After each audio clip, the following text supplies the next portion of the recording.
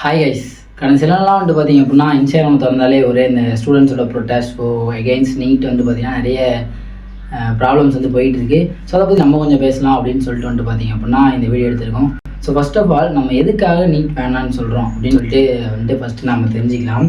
என்னென்னா நீட் பார்த்தீங்க அப்படின்னா என்சிஆர்டி, அதாவது சிபிஎஸ்சி சிலபஸில் கண்டக்ட் பண்ணப்படுற ஒரு நேஷ்னல் எலிஜிபிலிட்டி எக்ஸாம். அதோட எக்ஸ்பான்ஷன் என்ன அப்படின்னு பார்த்தீங்க அப்படின்னா national eligibility come entrance test அப்படின்னு பார்த்தீங்கன்னா சொல்லுவாங்க.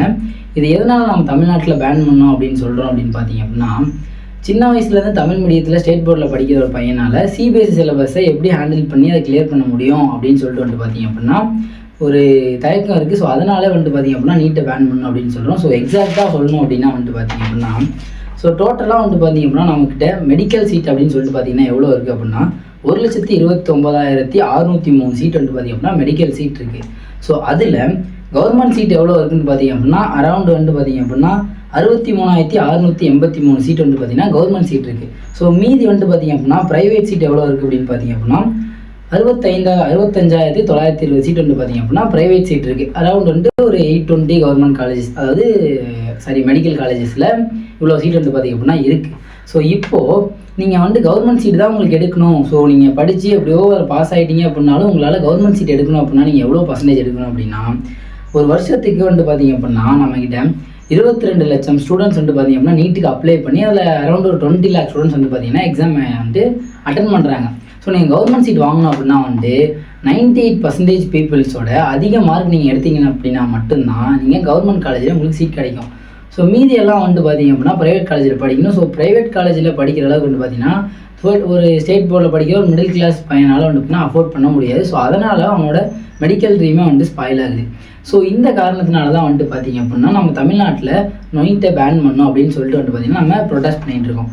ஸோ செகண்ட் பார்த்தீங்க அப்படின்னா என்னென்னா ஜந்தர் மந்தரில் பார்த்தீங்க அப்படின்னா சிஜேபி தலைமையில் ஒரு ஸ்டூடெண்ட்ஸோட ப்ரொட்டஸ்ட் நடந்துகிட்ருக்கு. அது எதுக்கு அப்படின்னா பார்த்தீங்க அப்படின்னா ரீசெண்டாக நீட்டோட கொஷின் பேப்பர் பார்த்தீங்க அப்படின்னா லீக் ஆயிடுச்சு.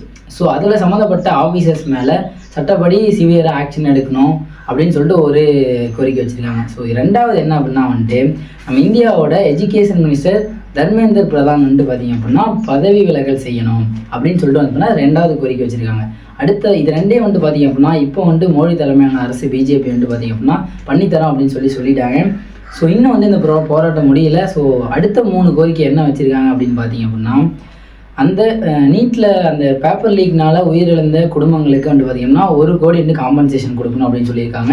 ஸோ ரெண்டாவது பார்த்தீங்க அப்படின்னா இந்த ப்ரொட்டஸ்ட்டில் ஈடுபட்ட ஸ்டூடெண்ட்ஸ் மேலே எந்த விதமான லீகல் ஆக்ஷனும் எடுக்கக்கூடாது அப்படின்னு சொல்லிட்டு பார்த்தீங்க அப்படின்னா சிஜேபியோட தலைமை செயலர், அதாவது நம்ம அபிஜித் பார்த்தீங்க அப்படின்னா சொல்லியிருக்காரு.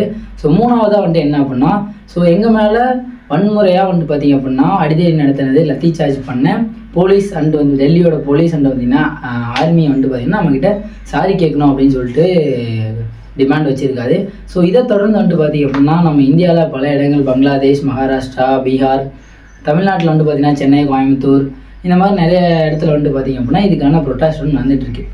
ஸோ தேர்ட் என்ன பார்த்தீங்க அப்படின்னா சில பேர் இப்போ ரீசெண்டாக நம்ம ஜனநாயகன் படம் ரிலீஸ் ஆனதை தொடர்ந்து அந்த படத்தை பார்த்தீங்கன்னா நீட்டோட கம்பேர் பண்ணி பார்த்தீங்கன்னா பேசிக்கிட்டு இருக்காங்க. ஸோ அது என்ன அப்படின்னு பார்த்தீங்கன்னா நீங்கள் நல்லா புரிஞ்சுக்கணும். ஸோ இவ்வளோ நாள் தான் ப்ரொட்டஸ்ட் நடந்தது. அப்போ யாரும் அவ்வளோக்கா அதை பற்றி கேட்கல. ஏன்னா அப்போது அந்த வன்முறைங்கிறது பார்த்தீங்க அப்படின்னா அங்கே எதுவுமே நடக்கலை. ஸோ ஸ்மூத்தாக போயிட்டு இருந்தது. ஸோ இப்போ அவங்க போலீஸ் பார்த்தீங்கன்னா அட்டாக்கிங் ஆரம்பித்ததுக்கு அப்புறமா பார்த்தீங்க அப்படின்னா எல்லாரும் ஸோ இதை தான் பேசுகிறாங்களே தவிர நம்ம எதுக்காக வந்தோம் அப்படின்னு சொல்லிட்டு யாரும் பேச மாட்டாங்க. ஸோ அந்த அடிதடி நடந்தது அதெல்லாம் விட்டுருங்க. ஸோ அது வேறு விஷயம். நம்ம எதுக்காக வந்தோம்? ஃபேர் நீட் வேணும், நீட்டோட ப்ரொசீஜர் டிரான்ஸ்பரண்ட்டாக இருக்கணும். ஸோ இதை பார்த்தீங்க அப்படின்னா எல்லோரும் போராட்டம் பண்ணணும். ஸோ அதுக்காக எல்லோரும் சப்போர்ட் பண்ணுங்கள். ஸோ உங்களுக்கு ஜனநாயகன் படத்தை அடிக்கணும். ஸோ அதுக்கு வேறு காரணம் இல்லை. அதனால் பார்த்தீங்க அப்படின்னா நீங்கள் இந்த அதுக்காக, அதாவது ப்ரொட்டஸ்ட்டுக்கு நிறைய ஸ்டூடெண்ட்ஸ் கூடுறாங்க. தமிழ்நாட்டில் சவுத்தில் பார்த்தீங்க அப்படின்னா எல்லோரும் மூவிக்காக தேட்டரில் தெரியுறாங்க ஸோ அப்படின்னு சொல்கிறாங்க. ஸோ அது என்னால் அக்செப்ட் பண்ணிக்க முடியாது. ஸோ அது அவங்கவுங்க விருப்பம். இருந்தாலும் நான் என்ன சொல்ல வரேன் அப்படின்னு பார்த்தீங்க அப்படின்னா நீங்களும் ஒரு யங்ஸ்டர்ஸாக ஒரு மூவிக்கு கூடுற அந்த கூட்டத்தை பார்த்தீங்க அப்படின்னா இந்த ப்ரொட்டஸ்ட்டுக்கும் நீங்கள் சப்போர்ட் பண்ணிங்கன்னா ரொம்ப நல்லாயிருக்கும். இன்னொன்று என்ன அப்படின்னா இதுக்கு 3 வழி தான் இருக்குது. ஒன்று பார்த்தீங்க அப்படின்னா நீட்டை அட்டன் பண்ணுற அளவுக்கு பார்த்தீங்கன்னா நம்ம ஸ்டூடெண்ட்ஸை நம்ம ட்ரெயின் பண்ணணும். அப்படி இல்லையா? ஸோ ரெண்டாவது அந்த நீட் எக்ஸாமை கிளியர் பண்ணுற அளவுக்கு நம்ம எஜுகேஷன் சிஸ்டமை நம்ம மாற்றணும். ஸோ இது ரெண்டுமே இல்லை அப்படின்னா வந்துட்டு பார்த்தீங்க அப்படின்னா இது ரெண்டும் உருவாகிற வரைக்கும் நீட்டை பேன் பண்ணணும். ஸோ இதுதான் வந்துட்டு என்னோட கருத்து. ஸோ இதை பற்றி நீங்கள் என்ன நினைக்கிறீங்கன்னு சொல்லிட்டு மறக்காம கமெண்ட்ஸ்க்கு சொல்லுங்கள். ஸோ இன்னொரு இன்ஃபர்மேஷனான வீடியோவில் பார்க்குறேன். அன்டில் தென் டாட்டா பாய் சி.